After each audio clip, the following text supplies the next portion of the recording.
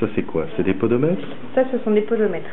Donc, on en a un sans attache, on met dans la poche, dans le sac, peu importe. Et un avec attache qu'on peut mettre à la ceinture. Tu files dans ton ombre. D'accord. Donc, podomètre. ça c'est à la ceinture, et ça c'est dans la poche. Ok. Enfin, on peut mettre Et ça clignote.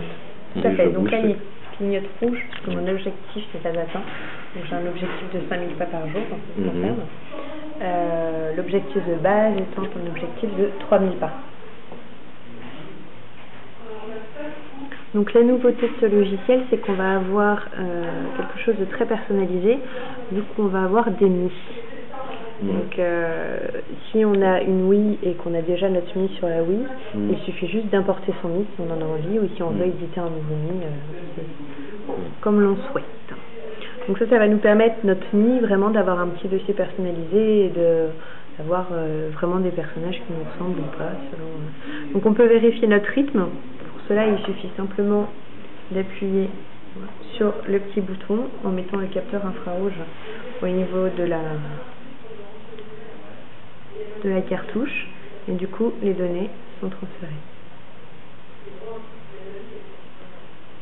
Donc là, ça permet de savoir en fait le nombre de pas que l'on a effectué dans la journée, sachant que même si on importe ces données, par exemple comme là à midi, le souci, on va dire, bah mince, mes données sont déjà mises. Non, il suffit de mettre oui, je veux continuer à transporter mon podomètre, et du coup toutes les informations vont continuer à être elles sont enregistrées dans le podomètre. Voilà. D'accord.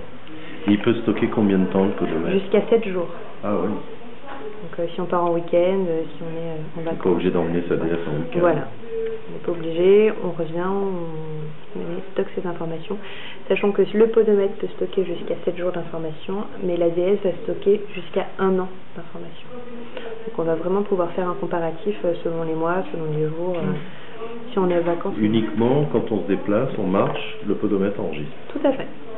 Est-ce qu'il reconnaît les allures, par exemple la course? Non.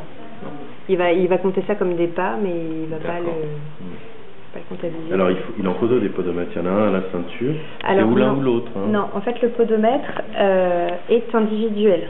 Ah, donc soit celui-là. Donc en fait le petit truc de la ceinture qu'on voit là, il est donné dans la boîte. Donc c'est selon la personne si elle a envie de le mettre ou pas. Il suffit d'avoir juste un petit tournevis, on dévisse la vis. Ouais, c'est la patte poche, voilà. Après c'est comme l'on souhaite. Donc après on peut aller sur tous les joueurs. Donc le jeu est vendu avec 2 podomètres. On peut mettre jusqu'à 4 fichiers, donc là on est 3. Donc après il suffit de racheter 2 podomètres, sachant que les podomètres vont être vendus séparément du jeu. Donc là on a 3 fichiers. Donc on a également celui de mon chien. Donc ce podomètre notamment, qui est avec le petit clip, c'est celui de mon chien, c'est celui que je mets à son collier. Voilà. Et donc si vous touchez un joueur, voilà, on peut toucher un joueur. On a toute sa vie. Et on a toutes les informations avec le podomètre. Donc on peut avoir les résultats jour par jour avec notamment les pics d'activité selon les heures. Donc ce qui est en rouge, c'est les moments où on a vraiment beaucoup marché. Ce qui est en bleu, c'est ceux où on a un petit peu moins marché. Et les points d'exclamation où il n'y a rien, que je n'ai pas du tout été performante. Bah non, 6 h du matin. Voilà. Donc après, on peut mettre des petits mémos, comme là pour le 5 février, j'avais mis un petit mémo en mettant objectif OK.